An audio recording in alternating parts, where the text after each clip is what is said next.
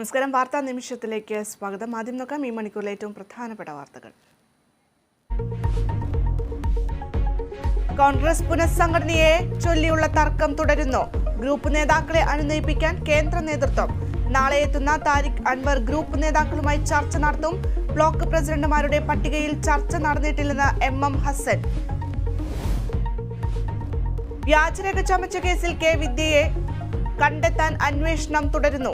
Cyber സെല്ലിന്റെ സഹായം തേടി പോലീസ്. PhD പ്രവേശനത്തിൽ കാലടി സർവകലാശാല സമിതി അന്വേഷണം നാളെ തുടങ്ങും.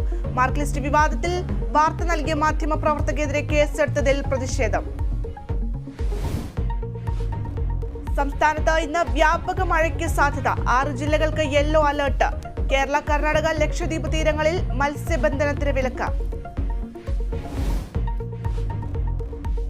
UP-യിൽ റാലിയുമായി ഗുസ്തി ഫെഡറേഷൻ അധ്യക്ഷൻ ബ്രിജ് ഭൂഷൺ. മണ്ഡലത്തിൽ കരുത്ത് തെളിയിക്കുക ലക്ഷ്യം. റാലി ഗുസ്തി താരങ്ങളുടെ പ്രതിഷേധം തുടരുന്നതിനിടെ